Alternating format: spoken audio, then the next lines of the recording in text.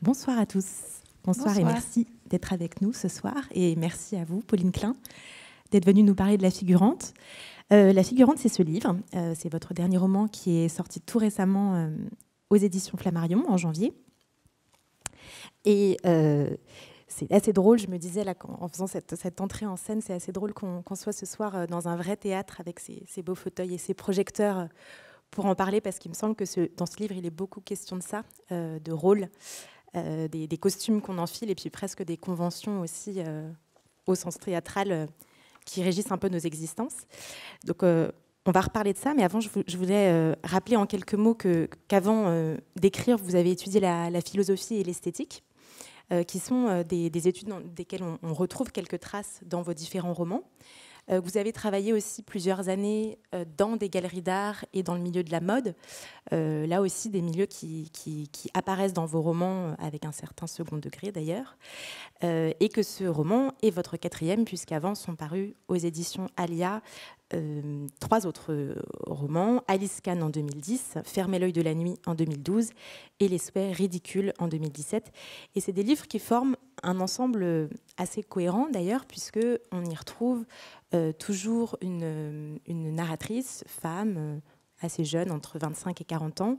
Ce sont tous des livres assez denses, assez courts, qui sont écrits à la première personne et qui tous, je crois, interrogent la question de l'identité, la question de savoir aussi comment on fabrique nos existences et la frontière qui est d'ailleurs assez poreuse entre la fiction et la réalité.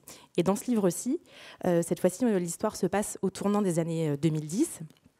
Et on va suivre l'histoire d'une femme qui s'appelle Camille, au seuil de l'âge adulte, et qui est quelqu'un qui, à la fois, coche un petit peu toutes les cases qu'on attend d'elle. Elle a fait son petit séjour à l'étranger pour perfectionner son anglais.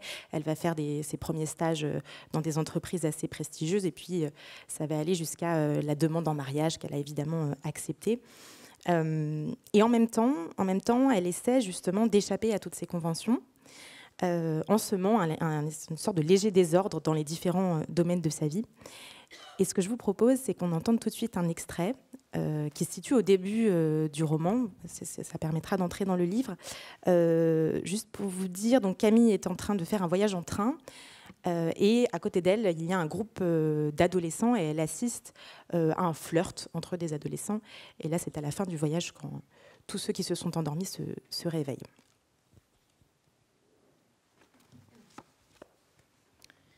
Je me suis souvent demandé quelles conditions devaient être réunies pour que nous fabriquions les tournants de notre vie, et comment nous nous démenions pour que les événements de notre existence puissent être racontables.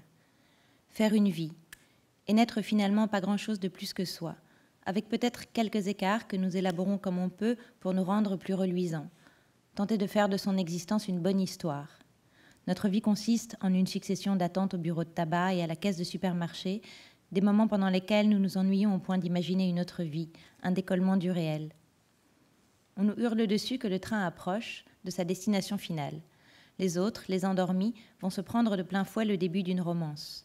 Chacun émerge peu à peu en s'étirant dans un demi-sommeil et assiste passivement aux nouveaux liens nés en leur absence. Chacun fait ce qu'il peut pour ravaler son effarement, il n'y a aucune place pour témoigner de ce qu'il voit. Face à eux, tout se doit d'être sourd et aveugle. On s'accroche de toutes ses forces à ce qu'on a toujours donné à voir de soi. Le jeune garçon a son air arrogant, la jeune fille a son air soumis. On laisse planer le moins d'amour possible. Ils vont s'extirper de leur siège et l'amoureux, rattrapé par son éducation, va saisir la valise de la jeune fille. Dans ce geste, les autres assistent au début de leur union. Le train freine dans un mouvement brusque et la secousse est un prétexte pour se rentrer les uns dans les autres. C'est leur façon de retourner à la réalité, de reprendre leur souffle. Ça les amuse, ils exagèrent des rires. L'étonnement du début se dissipe dans un effort pour banaliser le réel. Elle et lui vont se diriger vers la sortie en premier, et les autres, à la queue leu-leu, dans le couloir, vont piétiner derrière. On s'étonne du ciel pour la saison, on évalue un éventuel retard, on prévoit le bus à prendre. Pour la plupart d'entre nous, il ne s'est rien produit. Mais sur le visage de la jeune fille et du jeune homme, j'assiste au début d'une autre vie. Je les observe dans leur solitude, le regard posé devant eux. Je sens la peur et l'impatience, je m'imagine la vie qu'ils auront, j'essaie d'envisager à quel moment la collision aura lieu. Je pense à ma propre vie, à cet instant où j'ai assisté à ma propre évasion. Il y a quelques jours encore, j'avançais avec la croyance que mon avenir se dessinait avec une minutie de géomètre. Je me souviens du sentiment pourtant si artificiel d'être sur la bonne voie. J'avais encore ce qu'on appelle l'avenir devant soi et l'intime conviction de construire ce que je pourrais nommer sans trop de honte une vie. J'ai tenté de mener une vie normale aussi longtemps que possible pour pouvoir, une fois atteint l'âge adulte, survivre en société. Ça n'était peut-être pas très glorieux comme but d'une vie, mais si je suis honnête, je dois admettre que c'était le mien. Si je ne voulais pas mourir de solitude dans le salon de ma mère, il fallait que je m'invente un personnage qui tienne la route, et la route était longue, ma mère m'avait prévenue dès mon plus jeune âge. Non, la vie ne passait pas, comme l'avait expliqué un jour la grand-mère de mon amie Salomé, aussi vite qu'un saut de chat. Il fallait être prêt à s'y soumettre un certain nombre d'années, et le pire était sans doute que dans les moindres recoins de cette existence, il allait falloir composer avec le monde, articuler un langage qui ne soit ni tout à fait étranger, ni tout à fait commun, dégainer des points de vue, des projets, des doutes, déceler des moments clés et de répit, montrer un grand besoin de se ressourcer, et toutes ces petites choses qui viennent valider notre aptitude à être au monde. J'ai donc appris mon texte. Ça valait pour presque tout, un travail qui nous émancipe sans trop nous déborder, une vie amoureuse dont on connaît les revers, une acceptation de sa sexualité, bref, un tas de concepts qui, mis bout à bout, me donnaient le sentiment d'être bien inséré. Je m'étais inventé un personnage que j'aurais moi-même eu envie d'étreindre. J'aurais voulu que quelque chose me permette de lutter pour la survie de l'insouciance. Merci pour cette lecture. On l'entendait dans ses premières pages. Cette narratrice, elle a dû s'inventer un personnage. Elle dit qu'elle a appris son texte pour pouvoir évoluer en société. Et ce qui est assez intéressant, c'est que cette idée de s'inventer un personnage, on l'a trouvée déjà dans votre tout premier roman, Alice Kahn, en 2010. Alice Kahn, la première scène d'Alice Kahn, c'est un jeune homme qui arrive à la terrasse d'un café et qui confond la narratrice de ce livre avec une autre personne, visiblement, sauf que la narratrice, au lieu de le détromper, elle va tout de suite décider de se glisser dans la peau de cette autre femme et de jouer le rôle de cet inconnu. Donc on a comme ça un écho assez fort avec ce que vous venez d'entendre. Alors quel lien est-ce que vous tissez entre vos différents romans et comment se fait-il que vous ayez éprouvé le besoin, 10 ans après Alice Kahn, de revenir à réécrire ce roman? Non, ça n'a rien à voir. Parce que je fais souvent l'expérience, moi personnellement, de me demander, et même très très régulièrement dans ma vie quotidienne, de me demander ce que ça aurait été si j'avais été quelqu'un d'autre. Et je pense qu'on peut tous en faire l'expérience très régulièrement dans de très nombreuses situations de notre vie quotidienne. On n'a pas besoin de regarder un film et de se dire est-ce que j'aurais été résistant au collabo. Je pense que c'est vraiment dans des moments les plus banals et les plus ingrats parfois qu'on peut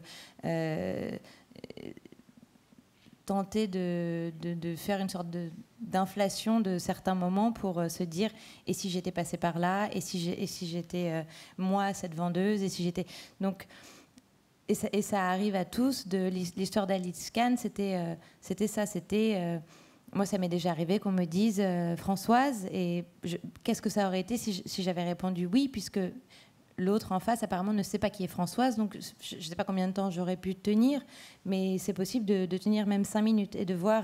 voilà, donc c'est peut-être une manie d'écrivain, mais il y a dans les deux romans le désir à la fois surréaliste, mais je pense très banal ou très vital chez nous tous et toutes,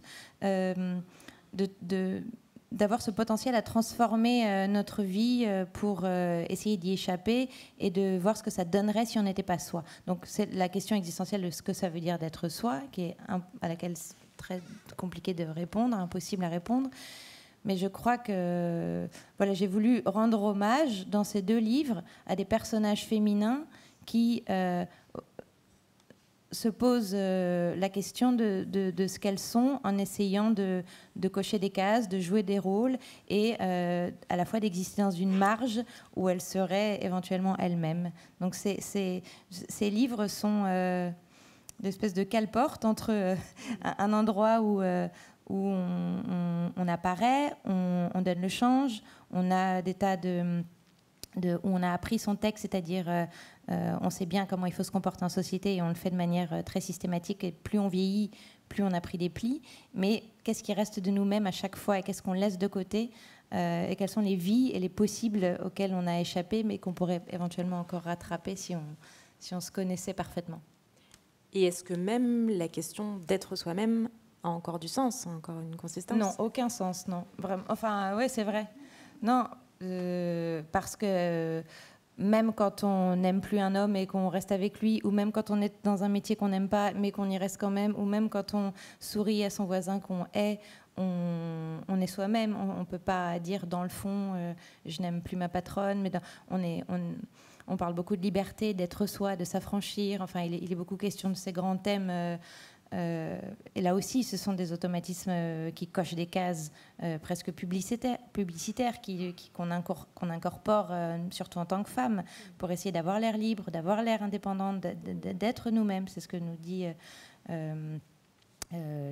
oui, la mode que j'ai connue, par exemple. Mais c'est vrai que ce sont c'est un fantasme qu'on a incorporé, qui vient des années 70, je sais, et qu'on a appris, et qui ne nous appartient pas forcément. Oui, c'est vrai que sois toi-même, finalement, et connais-toi toi-même. Enfin, voilà, il faut se connaître, trouver sa vérité intérieure, toutes ces choses-là qu'on entend beaucoup, surtout ces dernières années. C'est presque une autre convention, en fait, qui vient s'ajouter aux autres. Oui. C'est vrai que là, ce personnage, cette narratrice, la mascarade, elle commence très très tôt, depuis l'enfance, où sa mère lui dit mais il faut pas que tu racontes exactement où on vit, dans quel endroit. Puis après, ça se poursuit dans des choses très très quotidiennes, dans le milieu professionnel, dans le milieu amoureux aussi, évidemment. Mais je me disais que la différence peut-être, enfin en tout cas ce qui évolue entre votre premier livre Alice Kahn et maintenant, il y a quand même 10 ans qui se sont écoulés, c'est aussi qu'on est d'autant plus saturé de nouvelles technologies et évidemment les smartphones. Enfin, à un moment donné, Camille, elle est aussi beaucoup sur les chats, les blogs. Alors ça, c'est plutôt au tournant des années 2000, enfin, l'explosion de ces choses-là. Et ce sont aussi des espaces où on peut d'autant plus s'inventer une identité. Oui. Alors, c'est pas très littéraire, je trouve.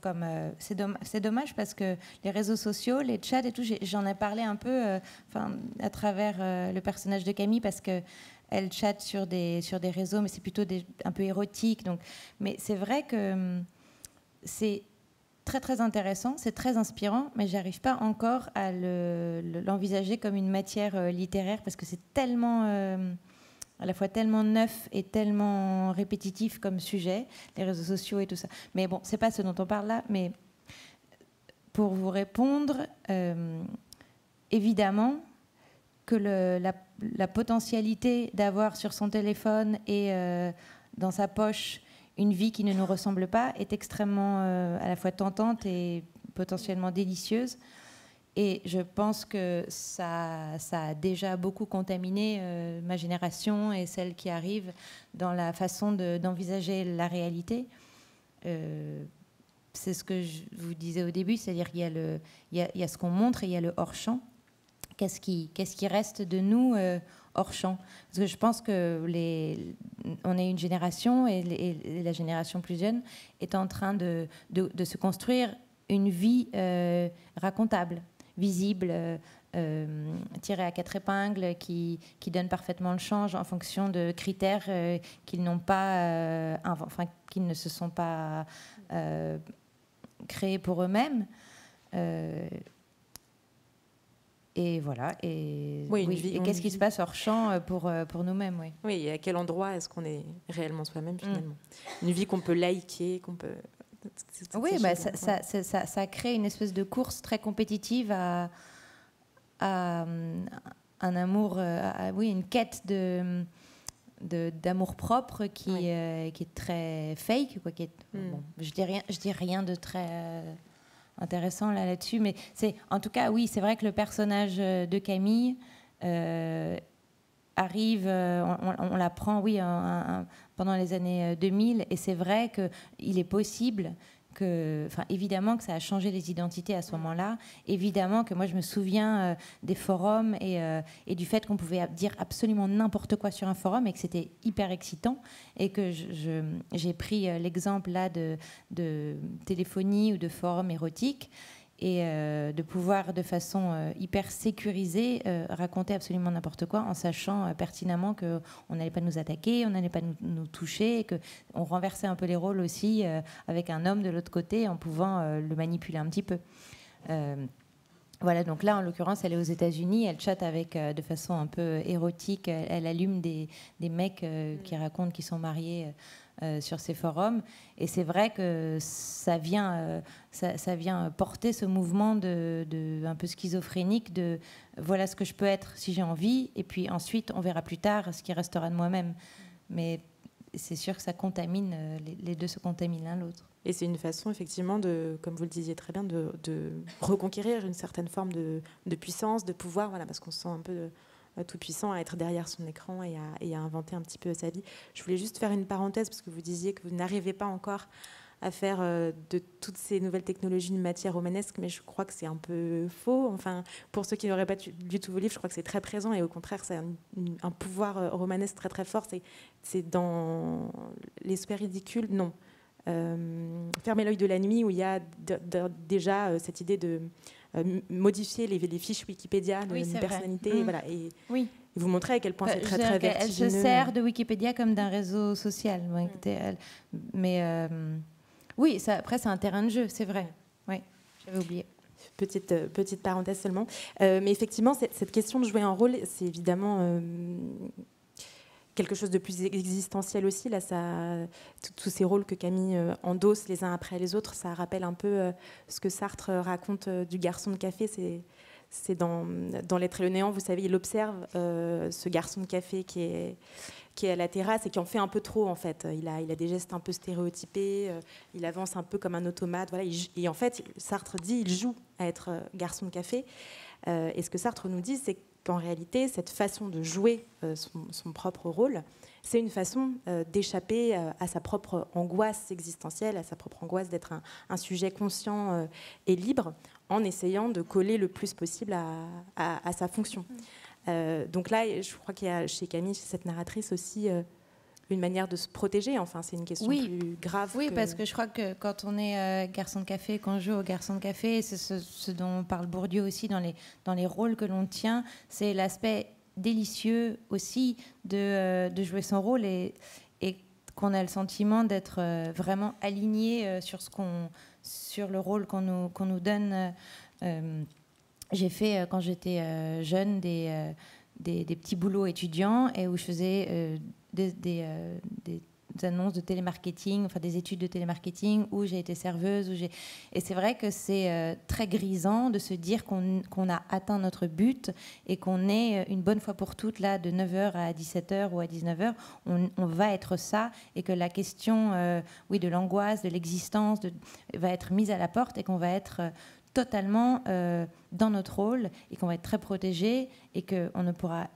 Si on nous attaque, c'est parce qu'on a mal fait notre travail. Si on nous récompense, c'est parce qu'on l'a bien fait. Et qu'entre les deux, il n'y aura qu'une jouissance à s'étreindre soi-même, justement. C'est ce qu'elle raconte au début, c'est-à-dire à cocher cette case-là. Et Camille, en fait, c'est l'histoire d'un personnage qui avance dans l'existence en essayant de cocher ces cases. Donc j'ai pris des exemples de sa vie qui sont... assez banal. On part à l'étranger pour ajouter une ligne à son CV d'expérience à l'étranger pour perfectionner son anglais. Puis il y a Saint-Germain, et puis il y a New York, et puis il y a Saint-Germain, et puis il y a le mariage, et puis il y a l'appartement, et puis on passe du 2 pièces au 4. Donc c'est un univers qui est, somme toute, assez bourgeois, mais dans lequel elle n'a pas les moyens de survivre, parce qu'elle n'a pas les moyens de survivre à New York, elle n'a pas les moyens de survivre à Saint-Germain, mais malgré tout, elle se crée un petit personnage de bonhomme, de bonne femme, qui tient la route comme ça, tout en se demandant, tout en étant très lucide et très consciente de ce qu'elle est en train de jouer. Donc elle joue au garçon de café de Sartre, et le soir, quand elle enlève son déguisement, sa réflexion continue, ça reste cette réflexion existentielle dont vous parliez à propos de Sartre, elle reste un bruit de fond permanent, mais elle veut tout de même expérimenter, ne serait-ce que pour observer, un peu comme à la manière d'un ethnologue, ou être en contact avec les autres pour voir si ces autres sont réels, si ces situations sont réelles, et pour gratter, donc elle enfile son costume pour pouvoir gratter cette réalité, et ensuite elle rentre chez elle et elle fait des constats, quoi, dans sa solitude, mais c'est des constats. Oui. C'est intéressant que vous parliez d'enfiler des costumes parce qu'il y a, parmi tous ces rôles qu'elle endosse, une attention assez forte portée aux vêtements. Dans plusieurs de vos livres, d'ailleurs, là, vous parliez du fait qu'elle évolue dans un certain milieu dont elle n'a pas vraiment les moyens. Et en particulier, donc, elle s'habille d'une façon très, très chic, une façon qui est censée refléter un certain pouvoir d'achat. Et c'est assez intéressant parce que, par ailleurs, vous ne décrivez pas beaucoup les visages, pas beaucoup les silhouettes, mais les vêtements, je sais que vous avez travaillé dans la mode, c'est quelque chose qui est... Oui, c'est ce qui me... Parce que ce sont des codes, parce que ça peut être aussi très violent, ça peut être oui, une violence symbolique, quelqu'un dont on voit très bien combien coûte quelqu'un quand il apparaît et qu'il est habillé. On sait très bien tout de suite... enfin, c'est pas vrai d'ailleurs, parce qu'il y a des gens très riches qui ont l'air de clochards aussi, mais...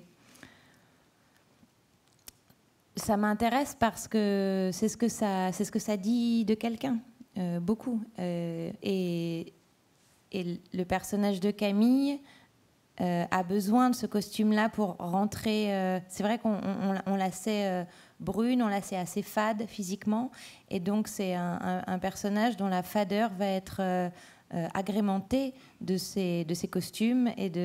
Donc elle a réussi à gratter par-ci par-là à New York une veste qui vaut tant, un manteau que quelqu'un a oublié au vestiaire du café dans lequel elle travaillait. Et donc elle arrive finalement à faire l'addition de tout ça et à se dire, voilà, si je m'additionne, j'arrive à valoir à peu près tant, donc je peux sortir armée. Mais je crois que c'est une injonction qui est faite à beaucoup de jeunes filles aujourd'hui, de savoir combien, beaucoup de jeunes hommes aussi, le prix du déguisement. Oui. Ouais, là, cette question terrible en se regardant dans la glace, c'est combien je vaux. Combien je vaux, simplement. Vous disiez qu'il y a une part évidemment de jeu dans tout ça, un plaisir peut-être à se déguiser, voilà, à se conformer parfaitement au rôle, mais c'est quelque chose d'assez douloureux aussi. Et ce personnage de Camille, c'est quand même quelqu'un qui se calfeutre beaucoup dans son appartement, qui est assez terrorisé par le monde extérieur, et qui est fasciné en même temps justement par ces femmes qui veulent se mêler à la grande fête du dehors, je crois que c'est ça l'expression. Pourquoi est-ce que c'est si agressif, le monde extérieur? Pour elle, parce qu'elle n'a pas le sentiment, je pense, d'être très légitime dans que sa voix n'est pas très légitime. Je crois qu'elle est très impressionnée par, comme elle dit dans le livre, par les enfants qui levaient la main en classe, par les jeunes filles qui voulaient... participer, oui, à la grande fête du dehors, c'est-à-dire avoir une sexualité, sortir, mentir aux parents. Elle est très muselée, elle a très peur, et elle a décidé de faire sa vie dans une... alors, je crois que finalement, elle n'est pas ces femmes-là, ces femmes qui parlent fort, ces femmes qui ont une voix, ces femmes qui ont presque des slogans dans la vie qu'elles répètent et qu'elles assènent, et qu'elle a décidé de faire sa vie ailleurs, un peu dans la marge, mais ça n'empêche pas de saboter ce contre quoi elle lutte, de résister, mais sa façon de résister ou de saboter par une certaine forme de violence, mais invisible, passe pas par les mêmes outils, c'est-à-dire qu'elle ne tape pas du poing sur la table, mais par contre elle va sous la table et elle racle et elle fout tout en l'air, mais par petites touches. Elle abîme en fait, elle abîme ce qu'elle veut détruire, mais ça ne passe pas, oui, par un pavé dans la mare, quoi. Je pense même que dans sa façon de vivre et dans son intimité, elle méprise ça. C'est peut-être un sentiment de peur, mais c'est aussi une façon de poser la question de ce qu'on fait de ces hommes et ces femmes qui n'ont pas forcément l'énergie, le courage, le sentiment de légitimité pour l'ouvrir plus fort que les autres, pour porter une voix plus forte que les autres, et qui ont... Et c'est pas forcément les sans-voix, les pauvres petites gens. Je parle de gens comme moi qui ai la chance d'avoir un éditeur, qui écrit, que j'ai un micro, je peux dire des choses de temps en temps, mais je parle pas fort. Et Et j'ai pas envie de parler. Je n'en suis pas capable. Je ne saurais pas quoi dire de plus fort qu'autre chose. Et voilà. Et donc c'est une voix qui est pas silencieuse, mais en tout cas qui est très basse. Et c'est une façon de résister qui est très basse. Et c'est une façon de résister et qui est plus sourde que les autres. Oui, c'est intéressant que vous parliez de ce désordre qu'elle met un petit peu partout. Pour vous donner un exemple, il y a ce moment où elle travaille dans une galerie d'art et elle est chargée d'inventorier toutes les œuvres qui se trouvent dans une réserve. Enfin. Et elle décide de fausser complètement le classement, de mettre un petit peu de n'importe quoi. Voilà. Donc c'est cette forme de résistance passive, enfin de rébellion un petit peu douce. Oui, tout ce pourquoi elle est embauchée, en fait, est piétiné, quoi. Mais pas sans agressivité, mais c'est-à-dire que elle ressent physiquement l'absurdité de ce pourquoi elle est payée, et elle sabote gentiment. C'est pas qu'elle casse les tableaux, mais c'est qu'elle désordonne, assez passivement, mais elle désordonne, en tout cas, pratiquement tout ce qu'elle fabrique. Et est-ce que c'est pas la forme de rébellion la plus efficace, finalement, aujourd'hui ? Là, dans le cas de Camille, je ne sais pas si ça l'est pour elle-même. Je suis pas sûre que ce soit politique, mais ça l'est en tout cas de façon localisée. C'est-à-dire c'est pas un porte-voix, elle n'a pas un drapeau, il n'y a pas un slogan derrière, mais c'est une façon de dire que notre intimité, notre individualité a le droit d'exister malgré toutes les horreurs, mais des horreurs tout à fait viables, des horreurs qu'on accepte.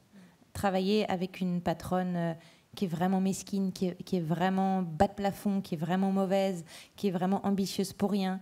Accepter un rendez-vous avec un homme qui pourtant est sympa, vous offre un verre de vin, est gentil, mais quand même ne vous traite pas bien, finalement. Et tout ça, ce sont des petites agressions sans trace, qui ne laissent aucune empreinte, ni verbale, ni physique, et dont on ne peut pas dire grand-chose, puisqu'en fait, ce qu'on peut dire, si on rentre dans le rôle de l'employé modèle ou de la jeune fille modèle, c'est ma patronne, bon, elle est un peu chiante, mais mon boulot est quand même sympa, puisque je bosse dans une galerie. C'est pour ça que j'ai pris cet exemple de ce contexte de la galerie, qui est intéressant, parce qu'il est sur la forme très valorisant, et tout à fait OK dans le monde d'aujourd'hui. De travailler dans l'art, c'est bien. Et puis, un type vous offre un verre, c'est très bien, en fait, finalement. On a passé la nuit avec lui, il n'y avait pas eu d'agression. Mais, dans le fond, si on se retrouve seul avec soi-même, il peut y avoir quelque chose de ni plus ni moins humiliant, de ni plus ni moins qu'on peut considérer comme minable. Et sa résistance à elle, c'est une façon de dire qu'elle reste, qu'elle honore quand même son intimité en continuant d'être consciente, en fait. Quelque chose d'humiliant, mais qui peut être assez larvé, effectivement, et presque on s'en rendrait pas compte soi-même, mais ce sont des petites choses qui, mises bout à bout, accumulées, finissent par peser énormément. Mais quand je demandais si c'est pas la forme de résistance la plus efficace aussi, ça fait penser un petit peu tous ces petits sabotages mis bout à bout au Bartleby de Melville, qui est cité en quatrième de couverture, cette façon d'opposer je préférerais ne pas à tout ce qu'on lui demande. Finalement, en tout cas dans Bartleby, on voit que c'est ce qu'il y a de plus efficace, parce que c'est ce qu'il y a de plus déroutant. C'est ce qui refuse complètement de la logique la plus élémentaire. Oui, c'est des combats qui sont très localisés. En tout cas, là, dans le cas de Bartleby, c'est vrai que c'est un bureau de notaire, donc c'est un contexte qui n'a rien de spectaculaire, et Bartleby, oui, répond juste qu'il préférerait ne pas. Mais il n'y a pas de révolution, il ne fait pas grève, il est là, il a son travail, mais il ne fait rien. Et donc oui, moi c'est une forme de résistance qui m'intéresse énormément, parce qu'elle est invisible, parce qu'elle n'est pas grandiloquente, elle n'est pas spectaculaire, elle est sans slogan, elle est silencieuse, et je crois beaucoup à cette forme de résistance-là, même si elle est très très localisée, très individuelle.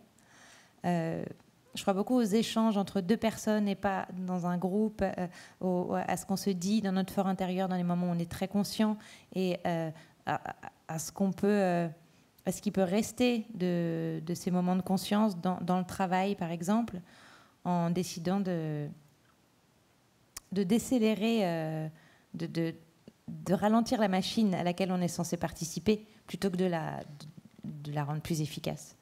Donc oui, Camille est anti-productive. Et dans ce sens-là, oui, c'est assez politique, parce qu'elle, sa patronne lui demande d'accélérer le mouvement, elle veut passer la seconde, la troisième, pour que son entreprise fonctionne. Mais elle sabote et elle décélère totalement le roulement entrepreneurial. Enfin, oui. Et elle dit même, je vais essayer d'aligner ma productivité sur mon salaire. Finalement, mon salaire est très très bas, donc je vais simplement aligner ma productivité sur ce que je gagne, ce qui est une forme de résistance assez primaire, mais assez efficace si on y réfléchit. Et je me disais que cette façon de résister aussi un peu plus sourde, c'est important effectivement peut-être dans les luttes féministes. Je crois que votre livre, c'est quand même un livre féministe. Pourquoi pas, on peut le dire, parce que ces conventions-là, vous n'avez cessé de le dire depuis tout à l'heure, mais elles pèsent quand même un peu plus sur les femmes, enfin d'une manière... Oui, elles pèsent plus sur les femmes, ne serait-ce que parce que les femmes ne se comportent pas... Les femmes se tiennent autrement, déjà physiquement, dans leur travail. Elles n'ont pas les jambes écartées, elles se tiennent droites, elles croisent les jambes, comme nous, là. Donc oui, une femme à un premier rendez-vous amoureux ou même à un dernier rendez-vous amoureux ne se tient pas comme un homme. Et donc elles font beaucoup plus attention à ce qu'elles dégagent, à ce qu'elles renvoient. Et ce qui m'a intéressée là dans ce personnage, c'est ce qui est subi, ce que je vous disais tout à l'heure, ce qui est subi de manière très invisible. Ces petites humiliations qu'on a incorporées comme étant la norme, dont on se dit que et on nous a aussi appris à les relater de manière valorisante.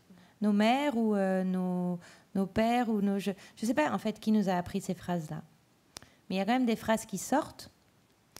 L'exemple de la scène entre elle et le garçon avec qui elle passe une nuit est une scène que moi je considère comme on dit aujourd'hui, un abus, parce que c'est le mot qu'on utilise aujourd'hui, mais qui, à l'époque de Camille, peut être relatée et récitée presque automatiquement parce qu'elle l'a incorporée comme une scène normale de la vie quotidienne d'une femme, comme quelque chose de presque sympa. Et voilà, donc le décalage entre ce qu'elle en dit et ce qui a lieu m'intéresse, moi, dans l'écriture. Je ne sais pas si ça intéresse Camille, mais en tout cas, c'est elle, le cobaye, le personnage qui vit ça. Ce qui m'intéresse, c'est de la voir vivre ça, et moi, dans l'écriture, d'utiliser le langage pour essayer de montrer qu'est-ce qu'elle a vécu et comment est-ce qu'on en parle, comment est-ce qu'elle a appris à en parler, elle. C'est-à-dire non seulement comment elle le raconte, mais comment aussi son interlocuteur y réagit en face. Parce que là, elle a cette copine, je crois, qui banalise complètement. Oui. Et donc, qui trouve, même entre femmes. Oui, même entre femmes, il y a une espèce de pacte qui consiste à... D'abord parce que les femmes ne sont pas toujours parfaitement... Les petites copines de cet âge-là, de 25 ans, ne sont pas toujours parfaitement bienveillantes. Elles sont jalouses, elles se tirent l'une l'autre entre les pattes. Et bon, en tout cas, là, il y a des histoires d'amitié qui ne sont pas forcément très nobles entre elle et Salomé et son autre amie. Donc, elle raconte...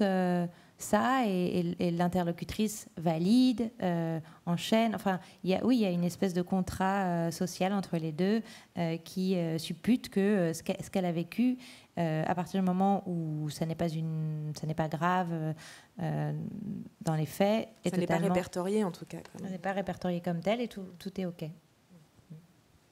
Alors, ces petits sabotages justement par lesquels elle essaie de résister, c'est aussi ce qui la relie un peu à l'enfance. Il y a cette phrase qu'on a entendue tout à l'heure, qu'elle lutte pour la survie de l'insouciance. Et c'est une idée qui revient beaucoup dans vos autres livres, cette part d'enfance. Les souhaits ridicules, c'est une femme qui essaie de renouer avec le conte, enfin l'adrénaline des contes. Mais c'est pas si facile de préserver l'enfance qui est en nous. Est-ce que vous avez le sentiment d'y arriver? Moi, oui. C'est la seule chose que j'ai l'impression d'arriver à faire, à peu près, dans ma vie. Parce que, je ne sais pas pourquoi d'ailleurs, mais j'y suis assez fidèle. Je me souviens, j'ai peu de souvenirs d'enfance, mais je me souviens très bien des états d'excitation ou d'angoisse que j'ai ressentis pendant l'enfance. Et j'essaye d'être j'y suis physiquement très fidèle dans ma vie. Donc c'est un moment de ma vie. Je ne sais pas si je l'aime ou si je l'aime pas. C'est pas une question de bons ou de mauvais souvenirs, de bonnes ou d'heureuses ou d'enfance heureuse ou malheureuse. Mais ce sont des états, dont je sais, que j'essaie de garder et d'augmenter un peu dans ma réalité aujourd'hui parce qu'on les perd beaucoup. Et c'est ce qui fait aussi que je m'entends plus ou moins avec les gens. Et c'est comme ça que je les reconnais, en fait. Il m'arrive d'être face à quelqu'un dont je vois que je ne vais pas pouvoir jouer avec lui. C'est vrai que les enfants s'entendent globalement tous bien, ils peuvent s'énerver ou bien s'entendre. Mais en tout cas, il y a une attraction et il y a forcément un peu d'étincelle et il se passe forcément quelque chose. Il peut y avoir de l'indifférence, mais c'est quand même très rare avant 10 ans qu'il y ait une grande indifférence entre les enfants. Et moi, je cherche à éviter cette indifférence-là. C'est vrai que je reconnais les gens avec qui je vais bien m'entendre, comme à un goûter d'anniversaire où, quand j'étais petite, je me dis, lui ou elle, il a gardé cette chose enfantine. Ça ne veut pas dire être puéril dans son... Je trouve qu'au contraire, pour moi, c'est une preuve de maturité aussi. Peut-être pas chez moi, mais chez les autres, je le reconnais comme une forme de maturité. Ouais. Mais c'est un philosophe très sérieux qui a dit ça, qui s'appelle Gilles Tiberghien, qui a dit être un adulte, c'est savoir préserver l'enfant qui est en soi, en fait. Finalement, c'est la définition de l'adulte. Il disait être adulte ou être mûr, c'est avoir su préserver le sérieux qu'on mettait dans les jeux d'enfants. Et c'est vrai qu'on est très sérieux aussi. On a un investissement, qu'on a une concentration aussi de temps en temps. C'est vrai qu'il y a cette capacité à jouer, cette capacité à se concentrer dans le jeu et cette capacité à prendre, très très au sérieux la rigolade, le jeu, mais assez cher, oui, quand j'écris aussi. Oui. En tout cas, cette part d'enfance, cette part de fantaisie, on la ressent, je trouve, énormément dans vos livres, et c'est ce qui fait partie du plaisir de lecture. Il y a notamment une idée que j'aime beaucoup, moi, qui revient dans plusieurs livres, c'est cette idée de le plaisir absolu de sortir dans la rue en pyjama. Ça, c'est vraiment le rêve de gosse, et voilà, de passer inaperçu éventuellement, que personne ne s'en rende compte. On parlait de théâtre et de conventions sociales, professionnelles, relationnelles qui empoisonnent un peu cette Camille. Et parmi ces conventions, il y en a une dont on n'a pas parlé encore, c'est celle qui concerne le langage. Il y a dans la figurante un certain nombre d'expressions qui sont mises en italique et qui correspondent un peu à tous ces clichés de la langue, tous ces stéréotypes. J'en ai noté quelques-uns. Voilà, quand on dit j'ai besoin de prendre le large, ou j'ai enfin trouvé ma voie, ou je vais prendre 2 secondes de recul, ou même les expressions partager sa vie, voilà, toutes ces choses-là. Et vous y arrêtez souvent parce que ça révèle quelque chose. Qu'est-ce que ça révèle selon vous, tous ces... Je crois que c'est la même chose que ce dont on parlait au début, sur les rôles qu'on s'emploie à tenir ou pas. Je le fais aussi, moi, quand c'est bien utile, quand on croise quelqu'un qu'on ne connaît pas très bien, de mettre cette espèce de logiciel, et ça roule tout seul, et on dit rien de très intéressant, mais au moins on tient le coup pendant 5 minutes face à l'autre. Et ça, c'est déjà pas si mal de pouvoir tenir le coup face à l'autre pendant 5 minutes. Et ça a à voir avec... quand j'essaye, moi, dans ma vie, d'être fidèle à ce que j'aimais dans mon enfance, je me déconnecte un peu de ces mots tout faits.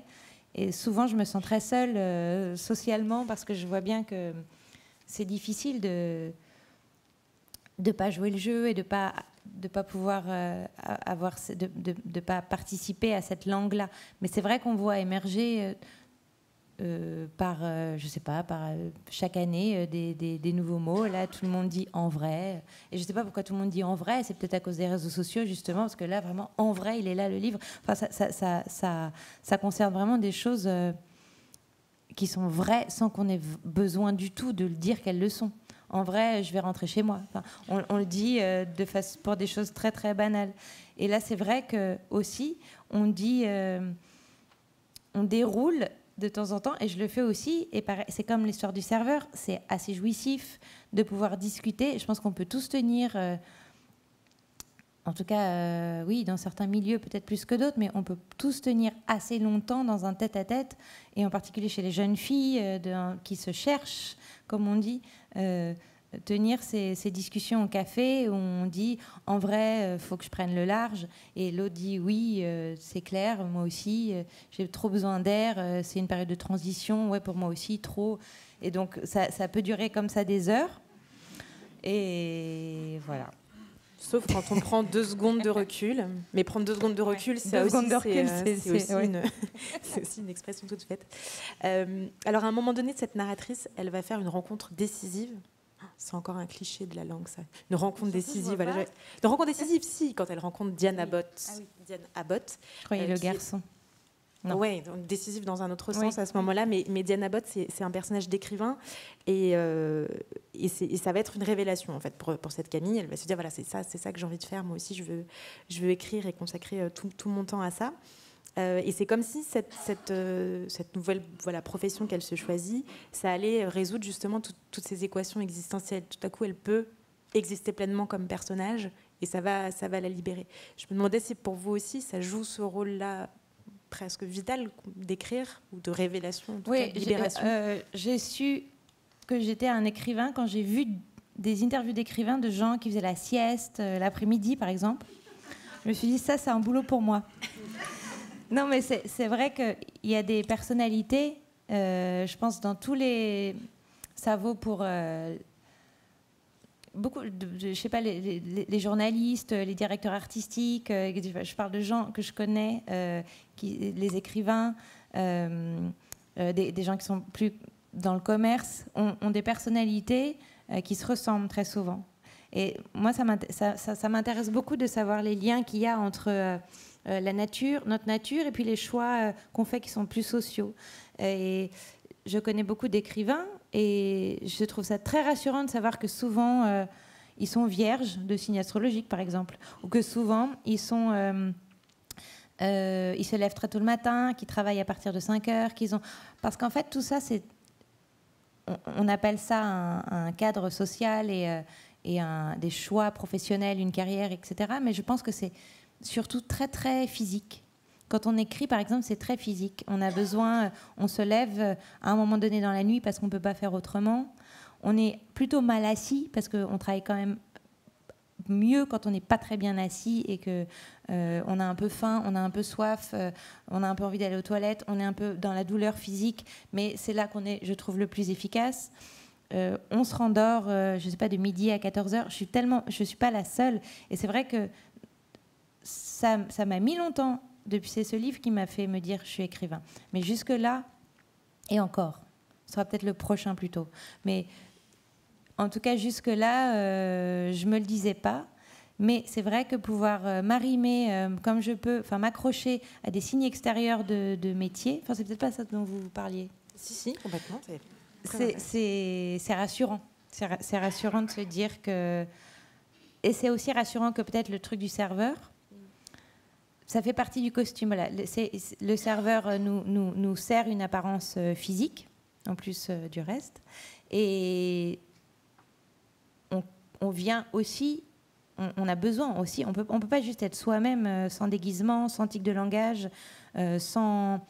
métier, qu'est-ce que tu fais dans la vie? C'est la question de la couverture. Qu'est-ce que tu fais dans la vie? Moi, j'y ai répondu aussi par ce biais-là, à savoir que je pouvais quand même m'immiscer dans ce groupe de gens qu'on appelle des écrivains et qui ont ce mode de vie-là.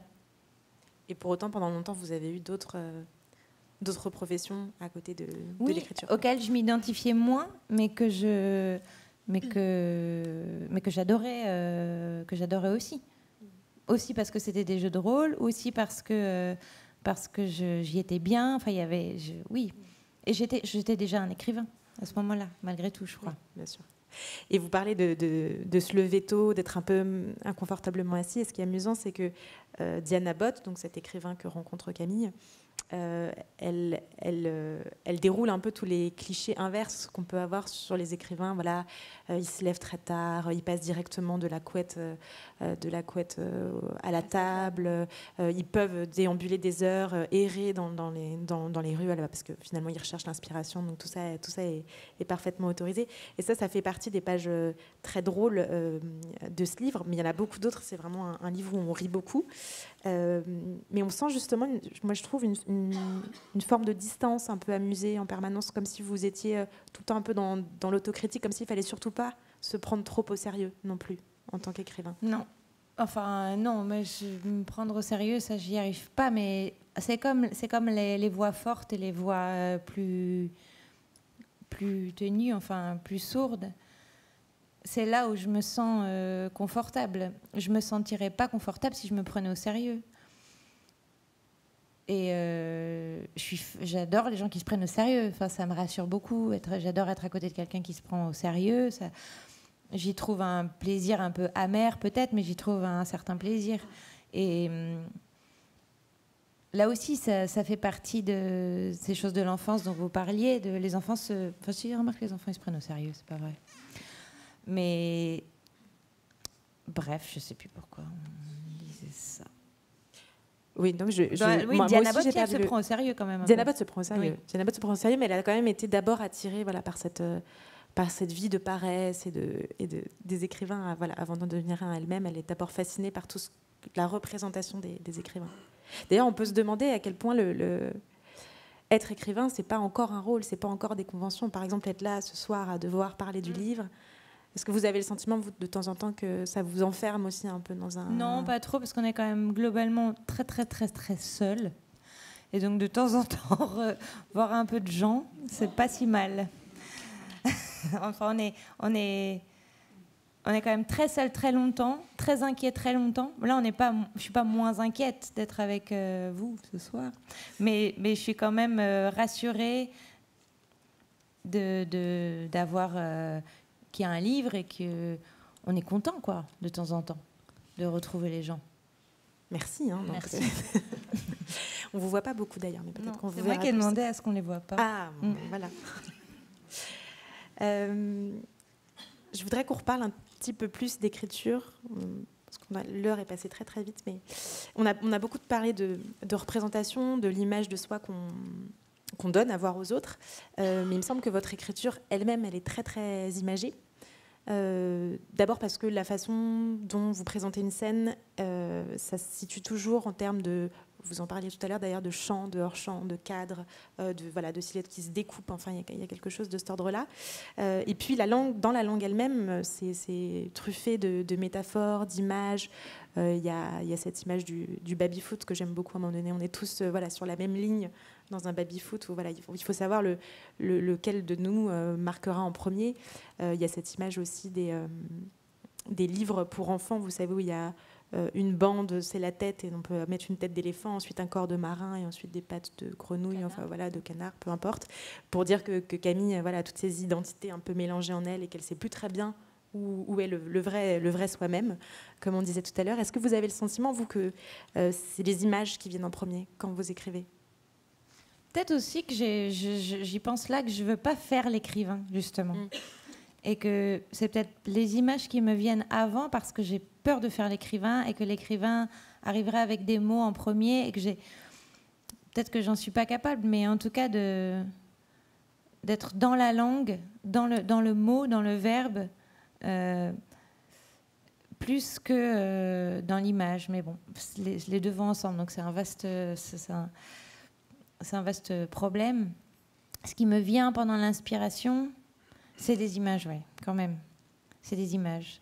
Et c'est ce qui me vient aussi quand j'erre dans... Oui, c'est vraiment des détails j'en ai beaucoup quand je marche beaucoup dans Paris ou en dehors de Paris. Et ce qui me vient, c'est un coude, une cheville, un regard, quelqu'un qui s'adosse à une boîte aux lettres. Je sais pas, c'est vraiment comme ça que c'est vraiment comme ça que ça vient. Et c'est toujours par l'extérieur, mais ça n'est. Je sais pas comment font les autres auteurs, mais c'est en tout cas, oui, par des détails dont j'espère qu'ils sont insignifiants et que je viendrai un peu repêcher, comme si j'avais un peu pitié d'eux. Qu'on voit qu'on a une scène et qu'il y a des chevaux et que moi, ce qui m'intéresse, c'est de voir juste la trace sur le sable parce que personne ne va rien en faire. Donc, j'ai l'impression que je recueille je recueille des détails qui seraient un peu abandonnés dans la vie pour pouvoir leur rendre un peu hommage. Peut-être parce que moi, je me sens un peu comme ça aussi. Ça me fait penser à ce que vous écrivez, Camille, à un moment donné, quand elle décide de devenir écrivain, elle dit « Je vais enfin savoir quoi faire de ce qui advient ». Voilà, c'est une façon de récupérer toutes ces images. Je me disais que ça a peut-être aussi un lien avec le fait que vous ayez travaillé dans l'art contemporain. Enfin, voilà, cette attirance pour les images en général, c'est... Non, ça, c'était juste pour me la jouer, pour avoir un métier un peu comme Camille. Enfin, j'ai vraiment pris cette histoire de l'art contemporain, c'est venu parce qu'un jour, j'ai été dans un musée et que j'ai vu une œuvre d'art qui consistait en une planche et posée contre le mur et que ça s'appelait « Il n'y a pas de raison de ne pas le faire », en gros. Et genre là, j'étais épatée. Je me suis dit, bah, ça, vraiment, c'est drôle, ça ne sert à rien et ça vaut beaucoup d'argent. C'est pour moi. J'ai voulu faire ça. Je me suis dit que je voulais faire partie d'un monde qui est capable de tellement d'ironie, de tellement d'absurdité et que ce soit approuvé. Mais je me suis rendu compte que après, je suis en effet partie à New York. J'ai en effet participé à ce milieu de l'art et je me suis rendu compte que c'était tout de même beaucoup géré par des gens qui avaient beaucoup d'argent et qui avaient le sentiment d'acheter des morceaux de sens, quoi, de se payer une espèce d'accession à un sens réservé à l'élite que personne ne peut comprendre. Et c'était la mode, justement, dans les phrases toutes faites, de « moi, je peux très bien le faire, et ben fais-le ». Donc on avait des discussions pendant des heures qui ne servaient à rien. Mais ceux qui gagnaient, c'était ceux qui payaient 1 million pour cette planche. Et eux tranchaient le débat, en fait, avaient gagné le débat. Et donc j'étais un peu triste de... Je me sentais... oui, j'avais l'impression que j'allais découvrir un monde plus riche que ça, mais c'était comme travailler dans une banque, c'était à peu près la même chose. Oui. Pour acheter une banane aussi, on peut dépenser beaucoup d'argent. C'est le même genre de grotesque, oui. Oui, c'est-à-dire que là où vous cherchez de l'ironie, en fait, là justement... Exactement, c'est des très très premier degré, finalement. Ouais, c'est ça, des gens qui se prennent très, très au sérieux. Alors toujours sur l'écriture, c'est un livre qui s'ouvre sur un voyage en train, on le disait tout à l'heure, et qui se referme sur ce voyage en train. Mais entre les deux, on va entrer dans des époques très différentes et puis dans des niveaux de récit aussi très différents, parce que cette narratrice, elle raconte ce qui lui était arrivé, petite, plus tard, etc. Mais parfois, elle raconte qu'elle raconte. Donc il y a comme ça des formes un peu emboîtées, un peu poupées russes. Et il me semble que ce vertige un peu de la forme, vous l'avez exploité aussi dans d'autres de vos livres. C'est important pour vous que l'objet même l'objet du livre soit comme ça, une forme très étudiée. Est-ce que ça aussi, c'est quelque chose qui vous vient? Je pense que ça vient au fur et à mesure de l'écriture, parce que c'est important pour moi que les personnages aient une enfance. C'est important... j'allais dire qu'ils aient des parents et tout ça, mais non, c'est surtout important qu'ils aient une enfance. Et c'est surtout important qu'on comprenne comment cette enfance a contaminé le reste de l'existence. Il s'agit en général, oui, d'un personnage principal féminin. Parce que j'essaye de... C'est comme ça dans la vie. La vie, c'est jamais linéaire et on peut regarder la trace du sabot du cheval là, sur le sable et se dire que ça nous rappelle 1000 choses à la fois, que c'est une image que ça renvoie... Mon idéal de livre, ce serait d'essayer de rendre hommage à ce sentiment totalement chaotique et totalement indicible qui provient d'un événement ou de très anecdotique et qui nous renvoie à des choses beaucoup plus existentielles et beaucoup plus graves. Et donc c'est peut-être pour ça qu'il y a toujours ces emboîtements-là, parce que dans le rien il puisse y avoir un souvenir, une charge émotionnelle, un destin, voilà, que chaque idée puisse, qu'une petite chose puisse mener à une grande idée. Donc je ne dis pas que j'y arrive, mais en tout cas j'essaye de reproduire cette espèce de flou un peu chaotique que la vie nous fait subir ou vivre, en tout cas parfois. Et c'est ce qui fait aussi qu'à un moment donné, on ne sait plus très bien du réel ou de la fiction, dans quelle dimension on se situe. Parce que même dans la vie, on ne sait plus très bien parfois. Et surtout, les réseaux sociaux, par exemple, oui. Ou même là où on est, est-ce que c'est de la réalité ou de la fiction? Moi, je me pose la question presque tous les jours pour beaucoup de choses. C'est très fatigant pour les gens qui vivent avec moi, mais je me la pose très honnêtement parce que il y a toujours un moment, hors champ, où on est bien obligé de se demander si ce qu'on vit est bien réel et si les autres sont bien réels et qu'est-ce qu'il y a derrière et qui y a derrière. Et on ne peut pas le faire tout le temps en permanence, mais en tout cas concrètement, il y a quand même beaucoup en fait, j'essaye de parler de choses assez banales de la vie un peu, je ne sais plus quel est le mot, mais quand c'est banal, quoi, pour essayer d'en tirer, pour essayer de voir ce qu'il y aurait derrière. Oui, je vous avoue que cette confusion parfois entre la réalité et la fiction, on en parlait tout à l'heure en coulisses, mais le fait que le personnage s'appelle Camille T, comme moi, voilà, par moment, je me suis dit, mais qui d'elle ou moi et le personnage de ce livre. Peut-être une dernière question. Il y a un livre que vous citez plusieurs fois dans La Figurante, même si c'est assez discret. C'est la Métamorphose de Kafka. Quelle importance il a pour vous, ce livre? Il m'a ravie à chaque fois que je le lis.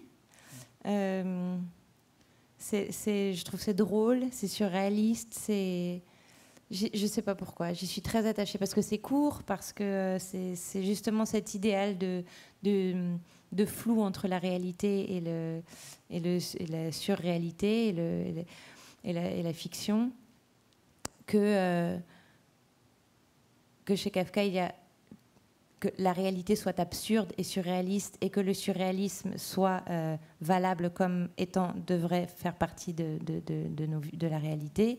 Donc il y a un croisement, une inversion entre les deux. Et parce qu'en fait, je trouve ça drôle et que ce titre, La Métamorphose, dit tout dit tout ce que moi j'aimerais. Enfin, pas moi, mais il est question de métamorphose pour moi dans tellement de pans de mon existence et dans tellement de pans de l'existence de mes personnages. Là, je parle plus de Kafka, mais en tout cas de métamorphoser ce qu'on voit en autre chose, de transformer nos liens, de métamorphoser sans cesse ce qu'on est en train de vivre pour pouvoir essayer d'en tirer autre chose qui soit pas juste ça. Voilà. Oui, en tout cas, il y a ce même, parce que en même temps c'est glaçant, la métamorphose, mais il y a ce mélange de gravité et de drôlerie qu'on retrouve dans tous vos livres. Je vous remercie beaucoup. Merci. Pauline Klein pour cette rencontre. Merci à vous.